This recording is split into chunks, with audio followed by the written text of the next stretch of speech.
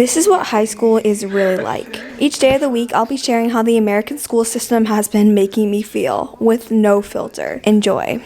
First, teachers are pretty much replaceable. Okay, before you come for me in the comment section, I respect teachers. They do their jobs for the right reasons and intentions, and many of them genuinely care for the well-being of their students. However, much of the work we get from teachers is a copy-paste from the state's curriculum, or most of the times, a textbook. The fact that we learn more from a textbook than our own teachers makes me think that online school would be a better use of my time. And by online school, I mean online school outside of public school, like dropping out of public school. My first class in 2021 starts in 10 minutes and I just don't want to go. It's Mandarin class though, so it's not like that hard. Since our teachers are operating on a curriculum schedule of we need to learn this by this date because of state mandates, we get hammered with homework when a class session isn't productive. And then we spend the next class reviewing the homework we just did. Even if you just had a question on 2 problems, the whole class is obligated to sit through a 30-minute lecture where a teacher reads off the answer key provided to them. It's not that I have this burning ball of hate for public school. Okay, maybe. But as I mature, I'm discovering how broken the system is and what works best for my personal learning style. Yes, I'm learning new things in school, but I can't help but assume I could learn the same things at a quicker pace if I just bought the textbook and ditched my Zoom classes. I value my time to such an extreme level, which causes me to have these frustrations about school. Sitting at my desk for 80 minutes feeling like I'm learning at a snail's pace kills me.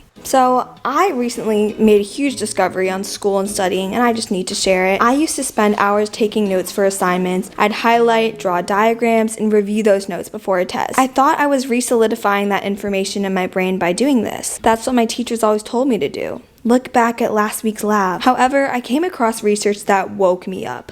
I was wasting my time.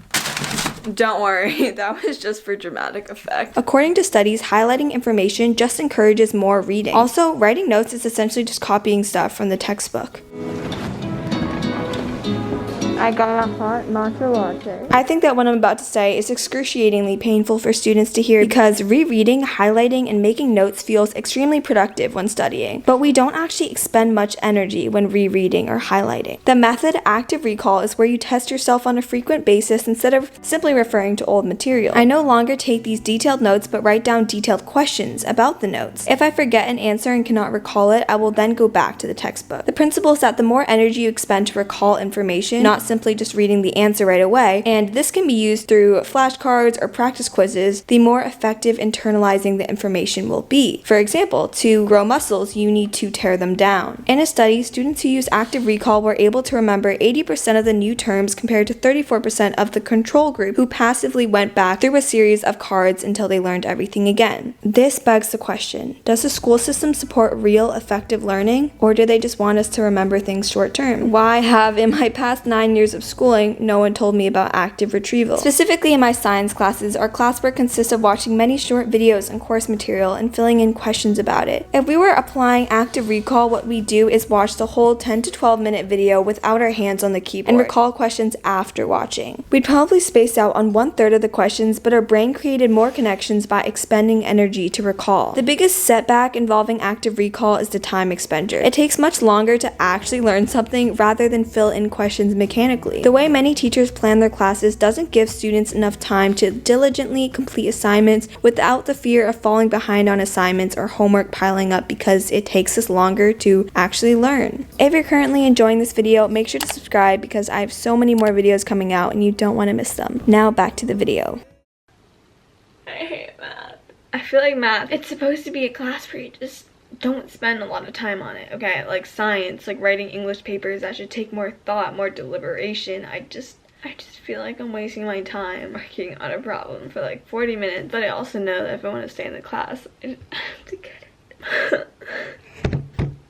It was so stupid. I had a peer tutor and I literally needed help on every problem. And she's like, why are you in honors geometry if you need help with every problem? This is so stupid that I'm letting math control the way I feel.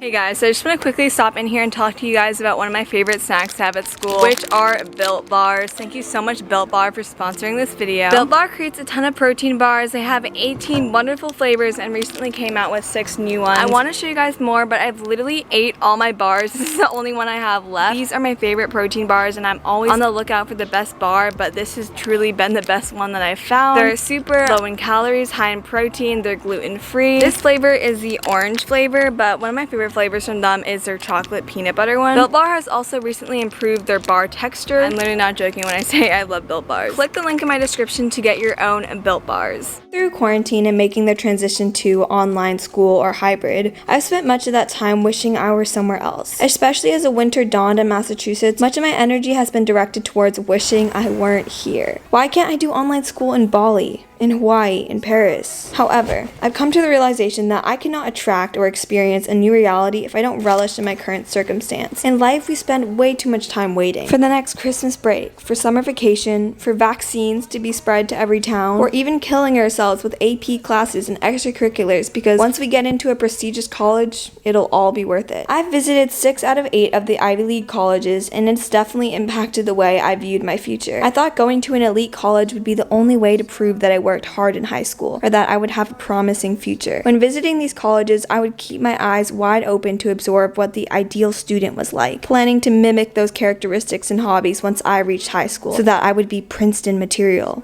that the school would want me. But this year, my mindset has really shifted. I'm going to participate in the things that strike passion in me, instead of trying to be this cookie-cutter student. I'm sick of living in the what if, and I'm learning to appreciate the now, because that's all we really have. All my neighbors have seen me hug a tree and lay on the snow now, but I literally couldn't care less. I am happy and I am present.